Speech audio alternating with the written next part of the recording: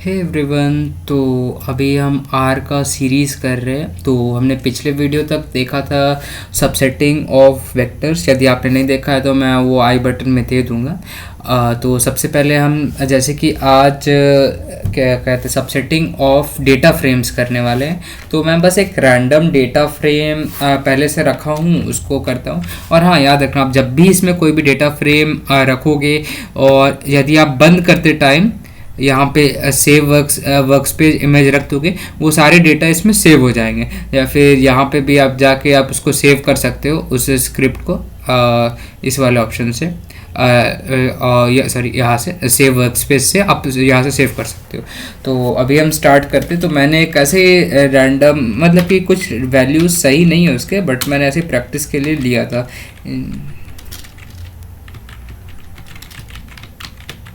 Institutions, हाँ, तो मैंने ये लिया था। डेटा फ्रेम हमारा ये था, कुछ एजुकेशन इंस्टीट्यूशंस थे वहाँ पे।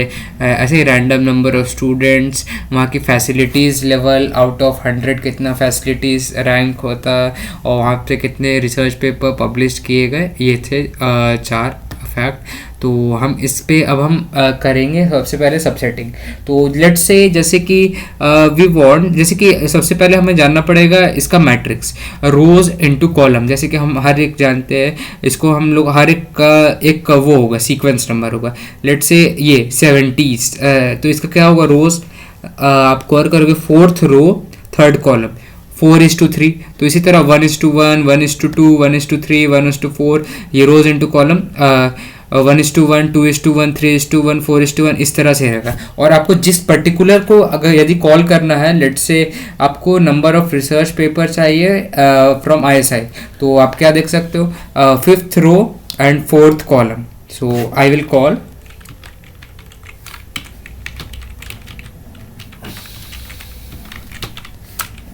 Square bracket 5th row comma column से 4th column, row comma column. So you can get the value 1900। सो ये था आपको पर्टिकुलर वैल्यू को निकालने के लिए। लेट से आपको ये पूरा रो चाहिए, ये पूरा नेम स्टूडेंट्स, ये तो आप करोगे पूरा चाहिए। तो लेट से वी वांट होल 5th रो, मतलब कि कॉलम तो सारे चाहिए। तो कॉलम को यदि हम लोग ऐसे ही ब्लैंक छोड़ देंगे तो वो हमें पूरा दे देगा। हाँ, तो आप देख सकते हो।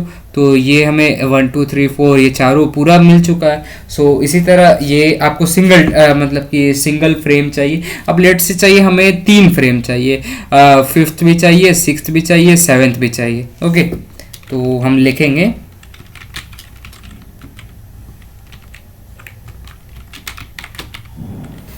यहाँ पे वेक्टर्स के फॉर्म में आएगा, जैसे कि हम लोग वेक्टर्स में लिखते थे C ब्रैकेट में 5th रो, 6th रो, 7th रो।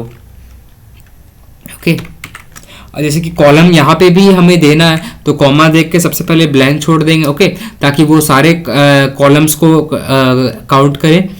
हाँ, तो आप देख सकते हो 5th 6th 7th के डेटा आ गए। तो इसी तरह आप कितने भी बड़े से बड़े डेटा फ्रेम सबसेटिंग करके आपको जो पर्टिकुलर नंबर ऑफ डेटा चाहिए फॉर योर एक्सपेरिमेंट, आप उस तरह उसको निकाल सकते हो वहाँ से। ओके, तो यहाँ तक तो हो गया सिंपल किस तरह हम लोग ये किए। अब मैं बात करता हूँ, लेट से अब आपको कॉलम्स चाहिए जो रोज के हुए। अब आपको मान के चलिए कॉलम्स चाहिए। ओके, लेट से फैसिलिटीज लेवल ये वाला कॉलम, ये पूरा कॉलम चाहिए। Okay, number. तो हम इसमें क्या करेंगे, इसमें अलग है वो इंस्ट्रक्शन।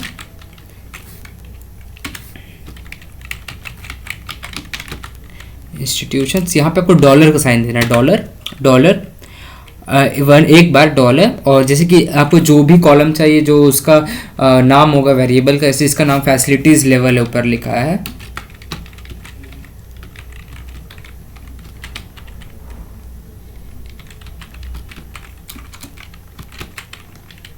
फैसिलिटीज लेवल, हाँ। तो आप देख सकते हो ये पूरा कॉलम यहाँ पे इस तरह के फॉर्म में आ गया है। तो कॉलम के हर एक डेटा आप इस तरह डॉलर दे के निकाल सकते हो।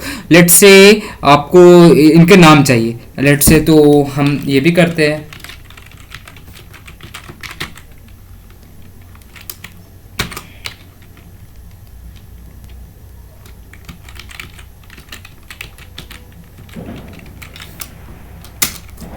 तो आप देख सकते हो ये सारे नाम भी आपको, you can get all the name of these institutions.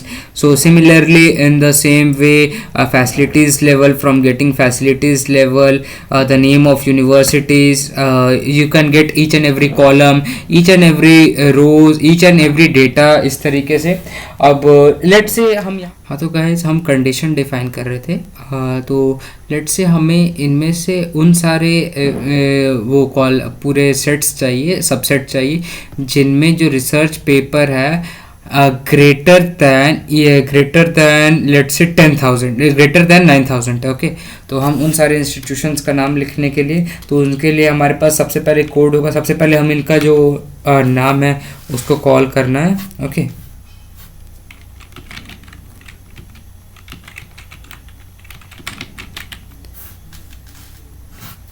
फिर स्क्वायर ब्रैकेट. तो हमें जैसे कि वो चाहिए, हमें क्या कहते हैं, हम डिफाइन किए research paper more than 9,000. Okay, तो उसके लिए सबसे पहले रोज चाहिए, कौन से,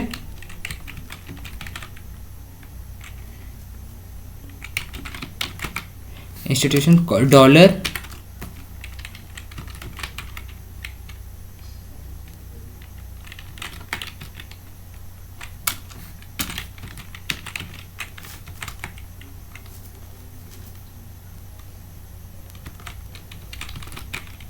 research papers, let's say more than 9,000. Okay, और हमें सारे कॉलम्स चाहिए तो ऐसे ही छोड़ देंगे. ओके, तो हाँ, तो आप देख सकते हो यहाँ पे जो भी 9,000 से ज़्यादा थे वही सारे डेटा आपको यहाँ पे दिखेंगे, है ना, वही सारे डेटा आपको यहाँ पे दिखेंगे. सिमिलरली आप इस तरह के कई सारे चीज़ भी कर सकते हो.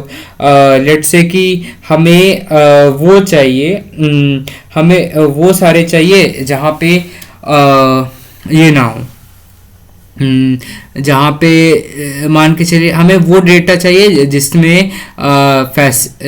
जिसमें number of student should be less than 10,000. Okay,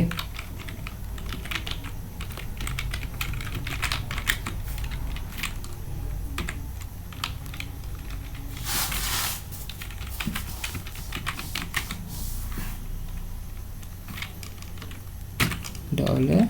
अब नंबर ऑफ स्टूडेंट्स, तो स्टूडेंट्स के लिए करेंगे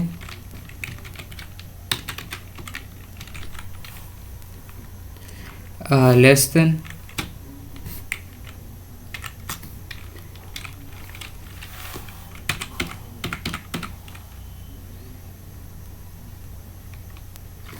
कॉमा. हमें सारे कॉलम्स चाहिए, आपको जो पर्टिकुलर कॉलम चाहिए रहेगा आप उसको भी लिख सकते हो. जैसे कि मुझे मान के चलिए यहाँ पे सिर्फ फर्स्ट कॉलम चाहिए, तो मैं यदि फर्स्ट लिखूंगा तो देख सकते हो आपके जो जितने फर्स्ट कॉलम में जो थे 10,000 से कम, उन सारे के इंस्टीट्यूशन का नाम चाहिए. सेकंड कॉलम चाहिए, आप सेकंड कॉलम का नाम लिख लेना. और यदि आपको क्या कहते हैं मल्टीपल वेक्टर में चाहिए तो सी दे के अंदर नॉर्मल ब्रैकेट में जो कॉलम्स चाहिए रहेंगे आप उन सब कॉलम्स को देख लेना. सो गाइज इतना ही था, क्या कहते हैं, ये subsetting of data frame. I hope so आपको अच्छे से समझ आया होगा. आप इसका प्रैक्टिस ज़रूर करते रहना, और कोई भी डाउट हो तो प्लीज़ कमेंट करना. I will there. Thank you.